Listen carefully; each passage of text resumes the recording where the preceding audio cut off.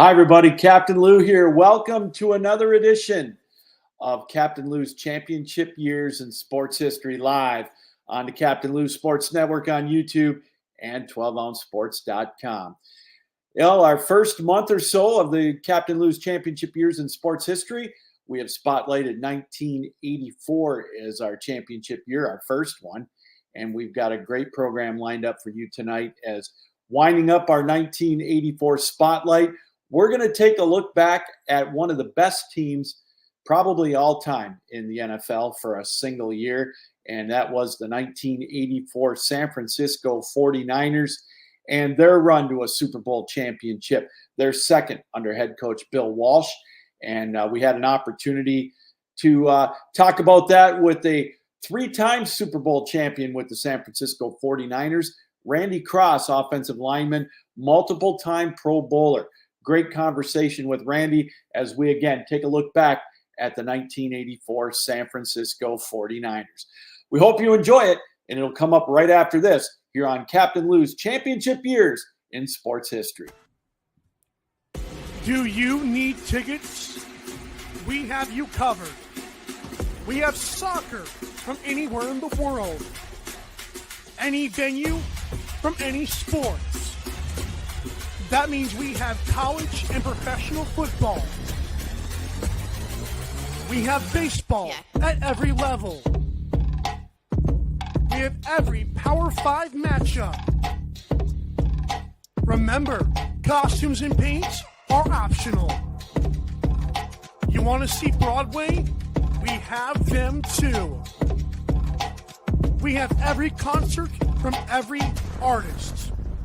We have you covered at tickets.12ouncesports.com. Tickets for less. To Captain Lou's Championship Years in Sports History. Of course, we are highlighting 1984, and we thought nothing better than to get one of the more dominant teams in professional football history, the NFL history, than the 1984/85 San Francisco 49ers. And we are excited and pleased to bring in a member of that team, Randy Cross. Randy, thanks for taking time out to be with us. How are you? I'm doing well. I'm doing really well. Yeah, that was a fun period of time. It really was. I mean, it's funny you talk about dominant teams. You go 84, 85, 86, those three consecutive years. The NFL had three as dominant teams. Yeah. Back to back to back as we've ever seen. Well, I would be remiss, based out of Michigan here. I have to ask you, the year before that, you played the Detroit Lions in the playoffs in the opening round at Candlestick, and you guys scored the touchdown to go ahead with about a minute and a half left. Detroit got the ball, went right down. So I have to ask you, were you like Monty Clark on your side of the field, praying to the gods that Eddie Murray on that kick? I know he was praying for him to make it. Were you praying for him to miss it? Pretty much.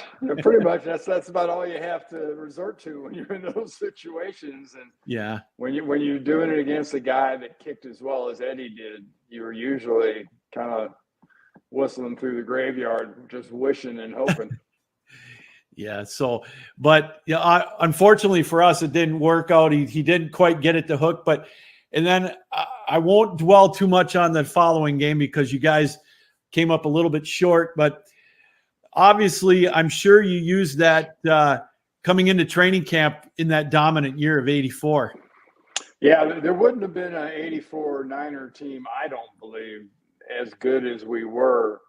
And as dominant as we were, if it hadn't been for that motivation of losing that 83 NFC Championship game in DC, especially the way we kind of did.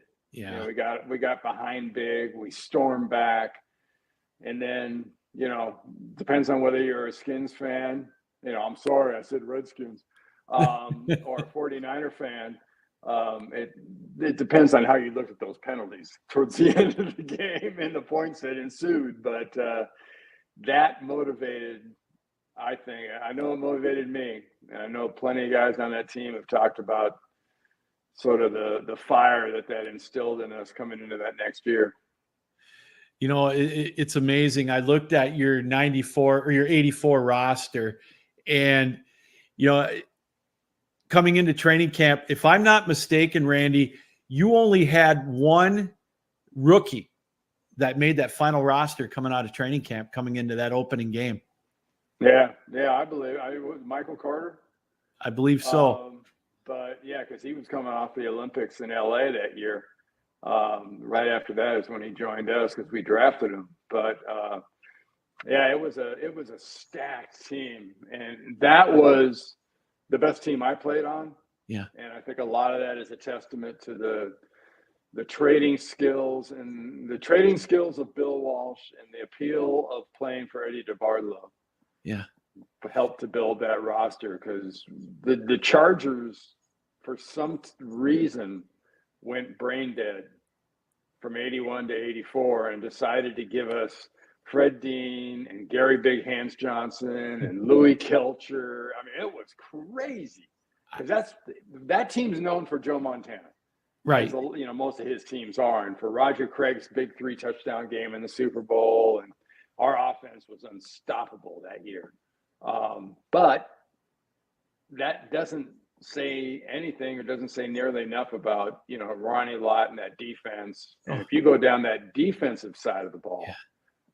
I mean, there are some studs on that defense that made life miserable. I know Dan Marino will probably tell you that was true, but most everybody got to play against that defense would tell you the same thing. Well, you know, and it's right. I think not only did you guys amass, I think 475 points on that team, but I think your defense gave up under 170 too. You're absolutely right. Yeah.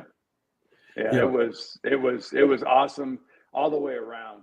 And, you know, that Miami Dolphin team that came into that Stanford Stadium for that Super Bowl had put up even more ridiculous numbers on the offensive side, especially Marino. And he barely had enough time to take a deep breath most of the time he was dropping back. That defensive line, and you go through, I talked about the 3 Chargers, but you know, Fred Dean, Dwayne Board, and just go down the rest of them. Michael Carter, the young guy at the nose tackle. That was crazy how good they were. And that year was fun because when you're on offense, you go to the sideline and Bob McKittrick, our O-line coach, make his adjustments, and Bill come over and talk to us, and we go, And as soon as they got done, we'd get up and go to the sideline and get to watch whatever we could of the other team's offense trying to deal with our defense, which was, you know, kind of like watching a cat play with a fly. So I know that you guys obviously had the motivation and the focus going into training camp, but you guys had played together for a while. Did that make it a little bit easier for you in training camp to get ready for the season? I mean, maybe more so not only playing with Joe Montana, but, you know, with you and Guy McIntyre and the rest of the offensive line. Did stuff like that make it easier for you in training camp? Yeah, I mean, we had a guy was one of the young guys. Jesse Cipolla was there. He'd been there for a year or so by that point. But, you know, Bubba was at left tackle, and he was in his second or third year. But our original 4, you know, John Ayers, Fred Quillen, me, and Keith Fonhorst were still there. Yeah. And, you know, those 4 guys had also gone through back-to-back 2 and 14 years. So we had kind of a point of reference. You know, you talk about a great team. We also knew what it was like to be on one of the worst teams ever. Mm.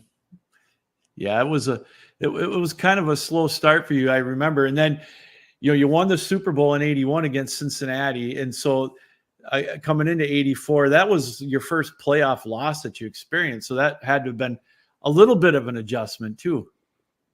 Yeah, it was. But, you know, after the dismal experience that was 1982 between the strike and we were 3-6, and the injuries we had, and just the way we played, and how bad we handled success. You know, to get in the playoffs in 83, to play as well as we did that season, get a playoff win, and get a chance to go back to the Super Bowl, was huge, and it made the loss bigger because I think we were so excited about getting that chance again. Yeah, but No, it was something to go through.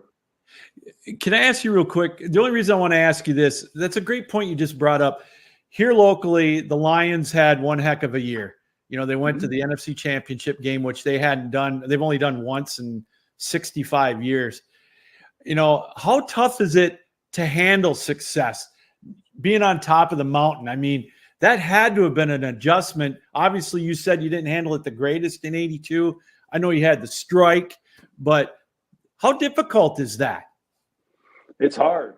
It's hard, especially back in the early 80s. There were a lot of distractions. Yeah. You know, sociologically, party-wise, being in San Francisco, they'd never, you know, the Giants had won some stuff. The Warriors had won some stuff. The Niners hadn't won anything.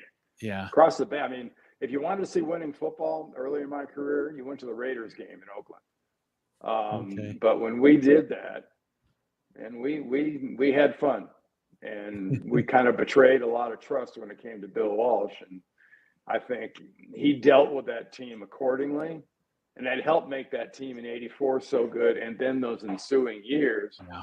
Because from a loyalty standpoint, I don't think he felt the need to be quite as loyal to us the way that we had kind of betrayed that trust. And you know, he did make some changes after that Super Bowl, which I think surprised a lot of people.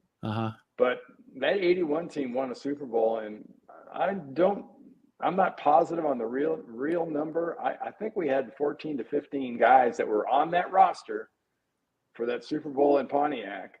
And we're not even on the roster for the opening day. Wow. We're on the roster. I'm sorry. Oh, you're good. The opening day for that next year. I mean, not even to play the whole season, just on opening day, because we over celebrated. Let's put it that way. Well, get back to 1984. You opened up the season, ironically enough, with Detroit and Washington back to back. You took care of business. I know it was really tight. I actually was at that game. I was a sophomore at Central Michigan. So we went down there. It was Labor Day weekend, I think. And again, you beat us this time with a last-second field goal. I say us, the Lions. And the Lions ended up in their spiral after that. They lost Billy Sims, and it just fell apart. But you had a harder time again with Washington, but you got over the hump. How good did that feel, if you can remember? There was a Monday night game. I remember that. Yeah. No, we had some great Monday night games against the Skins through the course of the years. Yeah. Between 84 and 88, and I think a few other years. It was fantastic. You know, we knew going to Detroit was hard. We'd gone there before. You know, it was one of the few indoor stadiums that I'd at that point gotten a chance to play in. You know, I'd been in Seattle, but you know, as far as those inflatable domes, that was the first time I'd been in that. And what made that difference was when you warmed up, it was one kind of field and it was one kind of air. And by the time that crowd got in there, and you know, you remember these are the days where they had smoking sections on airplanes. So they definitely had smoking sections in the stadium. So you'd look up and there'd be this layer of smoke in the stadium, and it would get humid. It would get more and more humid as the game went on. And I guess eventually technology kind of took care of that, but it was a huge home field advantage. You had to drink so much more water or Gatorade or whatnot than playing most anywhere else. And we dealt with the good teams early, and our you know, Pittsburgh wasn't even one of the good teams. When we played them, we lost to them. Well, that, you know, I can remember what Bud Grant used to say about Detroit. It was like playing in an old-fashioned Western saloon back in the 1900s. He said, with that cigarette smoke in there, you know. But you mentioned your loss to Pittsburgh, Randy. It just goes to prove how tough it is to go undefeated. Obviously, only one other team did it since the Dolphins, and they didn't win the Super Bowl. So, I mean, when you did lose to, I don't want to overlook the wins you had, but obviously after that, you didn't miss a beat. No, and I'm not to minimize or denigrate anything the Dolphins did in that 14-game schedule and then the 3 games in the playoffs. Yeah.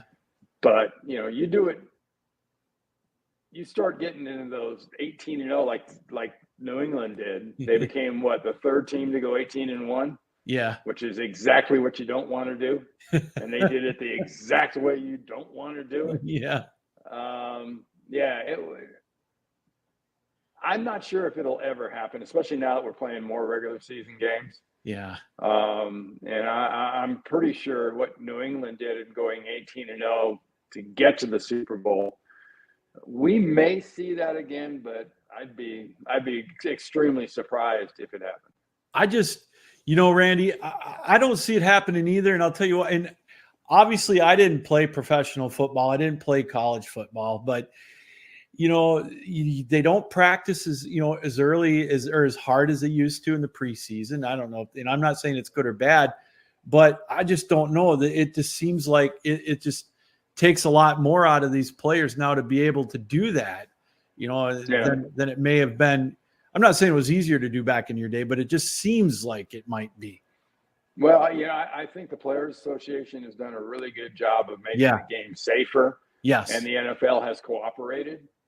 But it shows, every single year you get week 1 and suddenly you're sitting there watching these games go by and you're saying, when did these guys forget how to tackle and block? Yeah. Well, if you don't do it live, it's kind of hard to do it, on demand on Sundays. And most teams don't do a whole lot of live work against their own guys. That's why you see so many teams scrimmage and play against other teams during training camp, is they need to get reps, against other guys where you are going live. But they've eliminated a lot of the stuff that goes on below the waist as far as blocking goes, which has helped defenses. But by the same token, they've taken away a lot of the mugging that they used to be able to do in the defensive backfields. Yeah. But no, I think the Players Association and the league has done the players a great favor. And I think, the guys that last a long time can thank them for that, because that's one of the reasons they've been able to do that. Well, and also the ones that last a long time, I think they take care of their bodies a little better too. And, it kind of shows there. Mm-hmm. Well, the training's a lot different. I came into the league right there at that transition time. Okay. And probably around our 84 team, maybe about 81 or so, was when things kind of shifted to full-time workouts.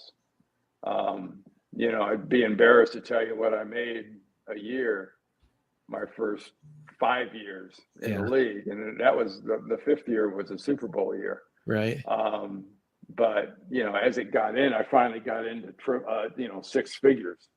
But it was totally different, because in the off season, you didn't have to, you could get by, but it really helped if you augmented your income by doing something different. I worked in the medical malpractice insurance business for 3 or 4 years when I first got in the league. And then I worked in the commodities business for a few years after that. And then that kind of got me into the point where, it's making enough where I didn't have to do that in the off season. Yeah. But even, later in my career, I still did that. But the training is the big difference. And I tell people all the time, because they look at you sort of funny when they say training. I say, well, I'll tell you 2 quick things. One, I didn't lift a weight. And I'm not talking about consistently. I didn't lift weights until after my 2nd year in the NFL. Wow. Didn't touch them. Wow. Yeah. Not even in college? Didn't touch them in college. Wow. High school, I was number 2 in the country in the shot put. Threw it almost 68 feet in high school. Never touched a weight. It was all technique. It was all quickness.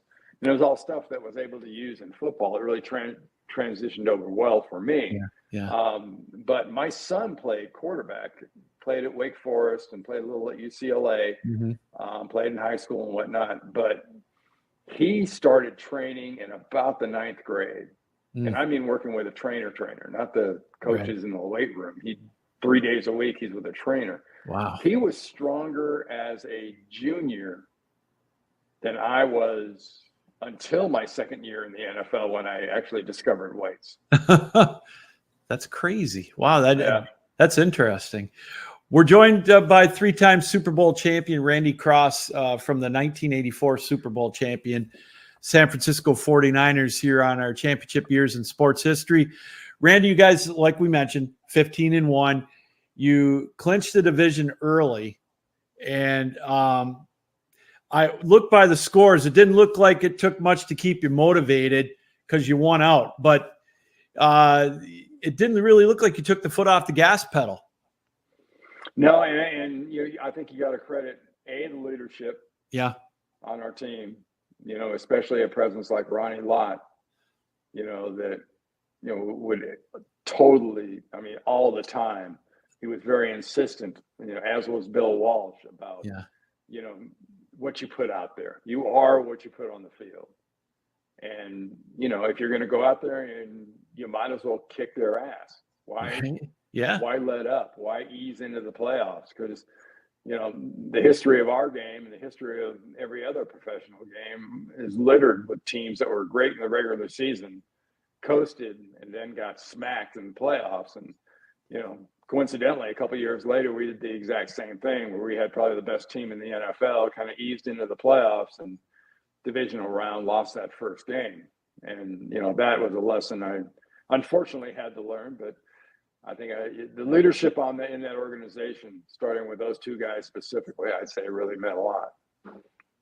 So you clinch the division, you got an opening round playoff bye, because I think that was the year they started the wild card game. So then you took on the Giants, and I remember watching the game, and you guys gave up the pick six or whatever, but it didn't phase you, Randy. You just went right down and, led by Joe Cool, you got the touchdown to go up 21-10 at halftime. And that to me is one mark of a champion. It was like business as usual. You went right back to it. Yeah, I think so. And, we were lucky. You mentioned Joe, we had Roger. Yeah. We had Dwight, we had Freddie. Our offensive line was really good. We had LT and Randy White kryptonite, and a left guard by the name of John Ayers, who just played out of his mind every time he got a chance to play against those two guys specifically. So when you're playing a team like the Giants, and you're lucky to be playing at home, and you're on a grass field that's a little soggy, it's an advantage. And, a testament to that is the way we played a couple of times in Giant Stadium later on. We won't get into that. Yeah, we won't. But I'm glad you mentioned that. Candlestick Park was such a home field advantage, back then. And you were really able to use it to your advantage for sure. Well, the field was something, and you'd tell people all the time, and they'd look at you funny every single time. They'd ask you about the field, and I'd always tell them, say, hey, look, you might not notice this, but that field's below sea level. Wow. So if that bay out there is at high tide, that field's going to be wet. That water's got nowhere to go. And this is before the days of the cool air systems and the sub pumps and everything. They didn't have that. So if it was high tide-ish for the game, you knew going in that you'd have to wear the big cleats.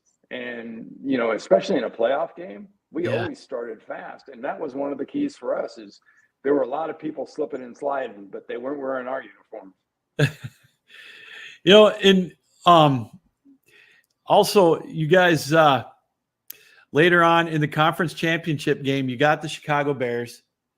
And that's, I never heard of that. I appreciate you sharing that story because when you played the Bears that year, the score really didn't indicate, especially at halftime, but you really dominated them. And it was only 6-0 at halftime. It's crazy how sometimes games like that end up. Well, yeah, and we had some motivation too from the previous year.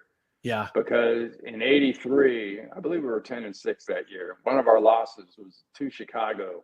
Yeah. At at Soldier Field where Buddy Ryan had unveiled his 46 defense. Okay. And like everybody else in professional football, we did not deal with it well the first time we saw it. And we dealt with it much better in that playoff game. And our defense gave us the leeway. They gave us the time, the breathing room to slowly, methodically, kind of ploddingly at times make ground against them, and then, field goal, touchdown, field goal, touchdown. And suddenly, you're ended up at 23-0, and you're going, damn. It's true. If they don't score, you can't lose. Right. Yeah. But our defense was unbelievable. But our motivation too was to give Buddy a little something to take home for the offseason. Boy, it seems like he gave a lot of people motivation back then. Regularly. Yeah. He was, and to his credit, I think he's one of the offensive or defensive geniuses that we've had in our game over the last 40, 50 years. But there's one thing, and he shares this with his kids. They couldn't keep their mouth shut. No. And he ran his mouth, and he talked stuff, and he was working for the perfect guy. Because Ditka, God bless Mike Ditka, because Ditka, whether it was his players or his coaches, Mike had that kind of attitude. Yeah. Hey, you know what? If you back it up, it ain't talking shit. It's talking truth. And it's kind of the way he dealt with them. That's funny you mentioned that. Those two guys were the biggest shit talkers back in the 80s. And, they talk as much to themselves to each other. Oh, for sure. So the big game comes up, and, you got the, two high-powered offenses. I honestly think yours may have been a little more well-rounded. And talk about, if you can, it wasn't really a home game, but it was kind of nice to be able to be just down the road for you guys at Palo Alto, wasn't it? Stanford Stadium's, half as far away from Redwood City from our workout facility as Candlestick. It's literally a $5 cab ride. even now, it's a nothing cab ride. From our facility to Stanford. So it was the first true home Super Bowl. And as is proven in the past, I would not recommend it to anybody, because you have a home Super Bowl, you're going to find new relatives, you're going to find new friends, you're going to find every neighbor you've got within 5 miles of your house wants to talk to you because, hey, is there any chance I can get a couple tickets? But it's in fact, it was to the point where normally you go into the hotel on the day before the game. Yeah. Like in this case, on Saturday. We went in the hotel on Friday because I think the players were very much in favor of just getting away from the distractions, not having to deal with where the hotels were, who was staying in what hotel, who was getting what tickets, and all that other fun stuff. So the game starts, and it's back and forth a little bit till the second quarter. And then you're able to establish really the momentum and the tempo of the game. And I remember reading afterwards that Miami tried to do that 4-1-6 defense on you guys, like Chicago tried, and it just wasn't the same. No, it wasn't. We were expecting them to try something like that. And we ran the ball well with Wendell Tyler and Roger Craig. Yeah. And one of the stats that came out of that game that most people don't appreciate, and that record stood for, I want to say 30 years. Joe Montana ran for I want to say 63 yards, something like that, rushing. Wow. He rushed. He had the all-time Super Bowl record for rushing for a quarterback forever. Wow. So that was kind of like hidden yardage because he threw for 400 something, and we ran for a couple hundred yards. Yeah. And you didn't see that. No. And I got credit. I had a line at the end of the game, actually to an NFL Films camera. They asked me, what do you got to say about the game? And I looked at them. I said, well, all these people came to see an offense and the wrong one showed up. And that was very, very true. It was yeah. they were expecting to see the Marx Brothers and Dan Marino and Tony Nathan and all the crazy offensive numbers, because you look at the numbers they put up offensively. It was stupid. Oh, you had 537 yards that game, and you broke the offensive record by over 100 yards. That's so. I got to ask you though. You talk about shit talking. So when did you think it was okay to go up to Guy McIntyre and give him shit after fumbling that ball right before halftime? You didn't ever want to begrudge a brother offensive lineman his chance for a little glory. And he had, they'd unveiled at the NFC Championship game that, the Angus formation against the Bears, which Ditka didn't forget because he did it to us the next year with William Perry. Right. But yeah, it was, hey, that's not what he gets paid for. You got, and he wasn't playing much. He was getting his chance to play. I can imagine he was pretty excited. So after when you won, the game's over. What was your first feeling? Was it jubilation or maybe a little relief? I think more jubilation than anything else. Obviously, there's a lot of pressure involved. Yeah. In that game in general, but when you're having that kind of season and to be able to finish it off like we hadn't done the year before, that was as sweet a feeling as you have in sports. Yeah.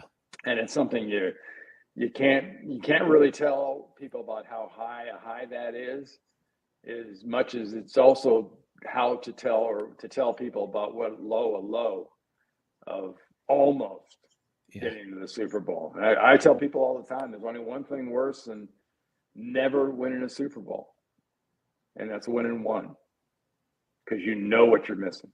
Wow. That's a great point. So, in getting back to the dominance of that team that year, Randy, they had the 100th anniversary 3 years ago, and I think NFL Films or NFL Network or whatever, they ranked your team the 4th best team all time. And that, you talked about it, not just the offense and the defense. You had the running attack, the two-headed monster with Roger Craig and Tyler, Freddie Solomon, you name it. And, your offensive line, I think 3 of you guys went to the Pro Bowl that year. And it was just just a total team. Yeah. Yeah, it was very much. We had, I think we had 9 guys go to the Pro Bowl that year. Yeah. I've got a picture downstairs in my pool room. And it looks like a normal team picture. It looks like 20 guys in this thing. I keep looking at it going, oh, that's the Pro Bowl. Yeah, that's right. We had a lot of guys on that year. That offense, like I said, that was as good a team as I played on. And I think the NFL tried their best on that ranking. They just had us about 3 spots too low. I can't argue with you. I can't argue with that. That was such a great team, and I look back on it, and again, I bring back the opening game when the Lions played you guys, and to think that it took a last-minute field goal by Ray Wersching to beat the Lions before, or possibly going into overtime or whatever. That was such a great team. My hat's off to you guys. It was a dominant team. I know you're a Lions fan, but I love some of those players you guys had back in those days too. Yeah. I mean, besides Billy, and the youngster, Doug English. Oh boy, was as good a defensive tackle as anybody had in the decade of the 80s. Yeah. I don't care what team you want to talk about. Doug was unbelievable. But like you say, they weren't in a whole lot of playoff spots, and they didn't win championships. So people tend to forget about stuff like that. And Bubba Baker. Yeah, was he tormented our left tackle Bubba Paris, and only because he could get it in his head. Bubba was another guy who could talk a little stuff.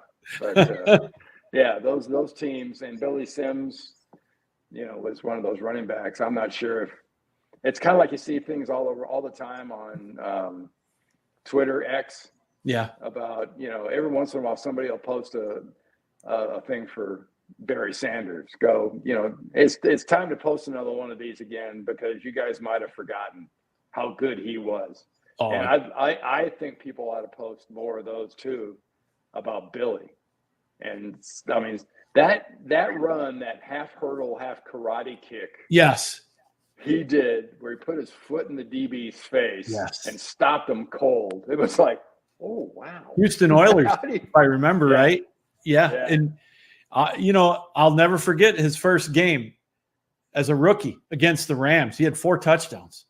And, back then where I grew up, we didn't get to watch the Lions every game. I was in Packers country up in Upper Michigan. So they were playing late, so I get to watch it. And I'm thinking, wow, this is going to be fun. And unfortunately, injuries cut his career short. Back then, maybe now he would, he'd be able to still keep playing with an injury like that. So are you guys having a 40th anniversary thing this year for that team? I haven't heard anything. I would sure hope. Yeah. That we are. It was. It would be great to see everybody again. It's one of the downsides of, because when I retired in January of '89, I went into the TV business. Yeah. And started working with CBS. And so since then, I've been doing TV, and that kind of eliminates me from doing a lot of the alumni things. Okay. And getting a chance to go to very many games. Yeah. But that would be a reunion if they do that. I don't care what I'm doing. I'm going. Well, I hope they do for your sake, because it's well-deserved. You guys should be able to get together again to celebrate one of the most, if not the most dominant football teams in any era, that 1984 San Francisco 49er team. Randy, this has been an absolute treat. I appreciate you taking time out to go down memory lane and look back at a great team. Again, thank you very much. This has been fun. It's been my pleasure, Lou. All right. That Randy Cross, 3-time Super Bowl champion, multiple-time Pro Bowler. And as he mentioned, he went to work for CBS and Fox afterwards. His great playing career. Started out at UCLA and then finished, obviously got drafted, played his whole career with the San Francisco 49ers. Man, did they have some dominant teams back in the 80s, winning their first Super Bowl in 1981 in Detroit, and then getting back, as we mentioned, with that dominant team in 84. They just steamrolled over everybody. And like I mentioned in that interview with them, it's hard to believe as a Lions fan, Detroit took them right to the last second with that field goal. Ray Wersching was able to make that field goal to defeat the Lions in the Silverdome back on Labor Day weekend in 1984. So again, thanks to Randy Cross for taking time out to be with us here on Captain Lou's Championship Years in Sports History, wrapping up our 1984 spotlight again with one of the most dominant teams of all time in NFL history, that 1984 Stanley Cup Super Bowl champion team, the San Francisco 49ers. All right, that's going to do it for 1984. Next time on Captain Lou's Championship Years in Sports History, we're going to change our spotlight year. We're going to go to 1997, and we had some great teams that won some championships in that year, and we're going to bring you some championship look-backs in 1997.